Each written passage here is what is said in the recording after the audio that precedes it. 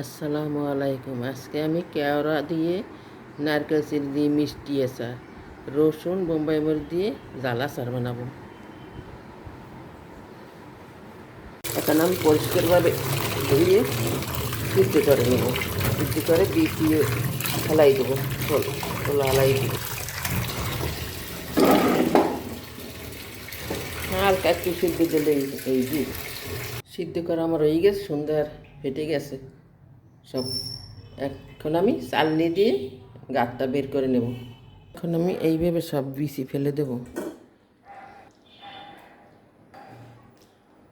এইভাবে সব বিচি ফেলে দিতে, এইভাবে রান্না বিচি ভেঙে গেলে কষ বেরিয়ে যাবে, একটা কষ লাগবে। এখানে আমার 1.5 কেজি কেওড়া। এটা সুন্দরবনে হয়, আর এই খুলনায় দেখলাম। এটা আমাদের বরিশালে কোনো জায়গায় দেখিনি। বেটারটা আমি এরপরে আমি প্রথমে জাল আচার বানাবো। পাঁচফোড়ন ভেজে নেব, সব নেব না, এটা আচারে দিয়ে দেবো। হালকা ভাজা হয়ে গেছে, হালকাভাবে ভেঙে নেব।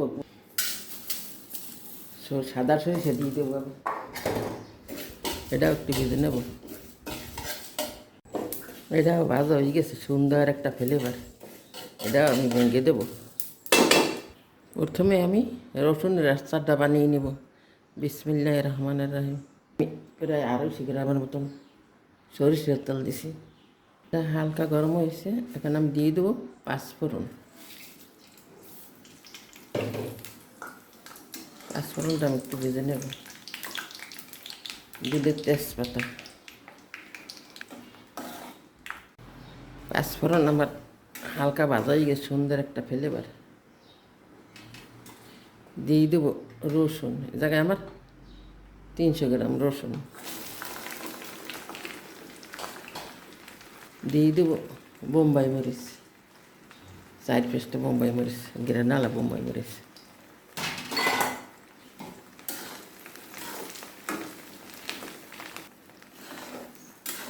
হাফ সিদ্ধ করবো, বেশি করবো না। দিয়ে দেবো স্বাদ মতো লবণ, একটু হলুদের গুঁড়ো দিয়ে দেবো।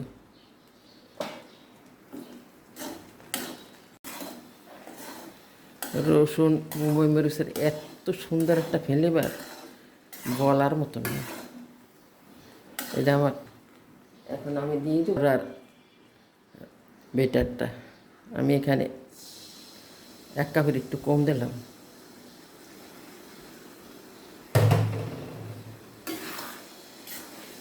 এই আচারটা খেতে দিন এতটা মজা। এটা এইভাবে একটু জাল দিয়ে আমি রেখে দেবো। পরে একদিন তো 1 সপ্তাহ রোদ দিই এতে, তারপর একেবারে এই রসুন নরম হয়ে যাবে, আর ফ্লেভারটা অন্যরকম হইবে। তারপর ওই সরিষার তেল আর অনেক দিলেও দেওয়া যাবে, এইভাবে খাইলেও খাওয়া যাবে। তে ভাত, খিচুড়ি, এমনি এমনিও মানুষ এতে এতটা মজা এই আচারটা বলার মতন না। দিয়ে দেবো ভেজে রাখা সাদা সরিষা, আমি হালকা ভেঙে নিয়েছি। কত সুন্দর একটা ঘেরান, বলার মতন না। 1 চামচ দিয়ে দিলাম ভাজা পাঁচফোড়নের গুঁড়ো।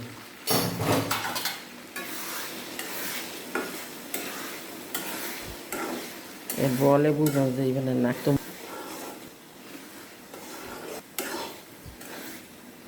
কত সুন্দর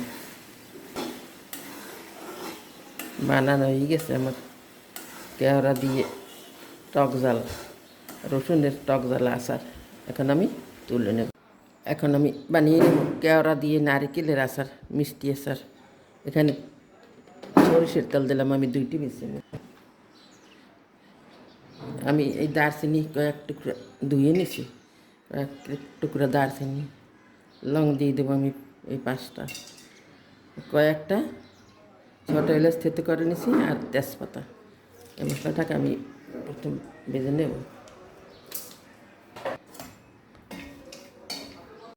আমি এখানে আদা কুচি নিয়েছি 2 টেবিল চামচ। এটা আমি তেলের সাথে একটু ভেজে নেব। এখানে আমি চিনি নিছি হাফ কেজির বেশি হইবে। এটা আমি এখন একটু ক্যারামেল করে নেব।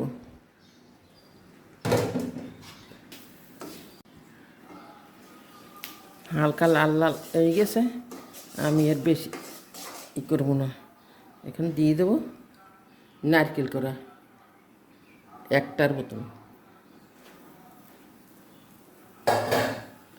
বড় একটা নারকেল করা দিয়ে দেবো।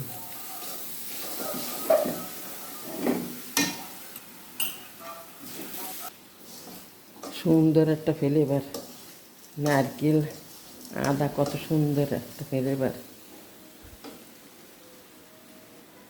এখন আমি দিয়ে দেবো কেওড়ার বেটারটা। বিসমিল্লাহ।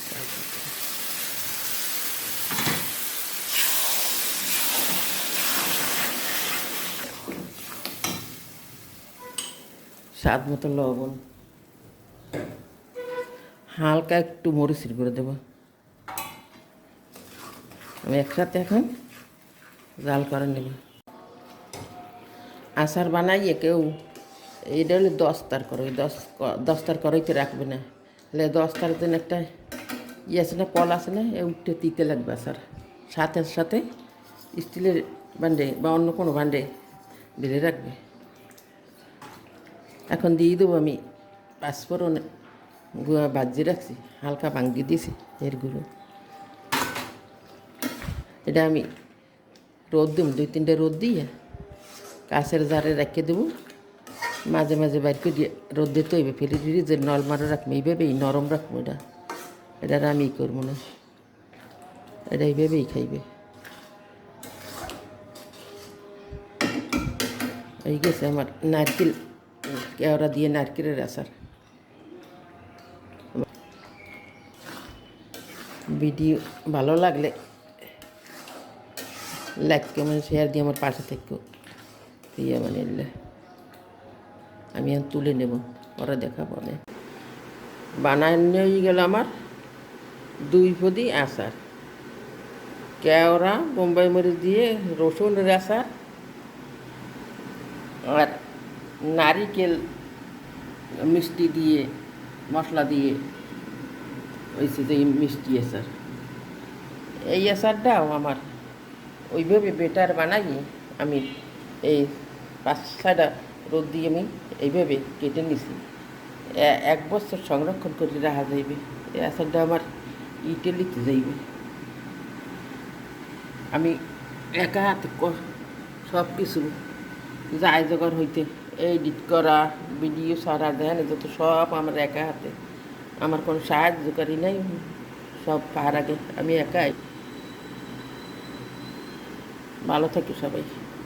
মানে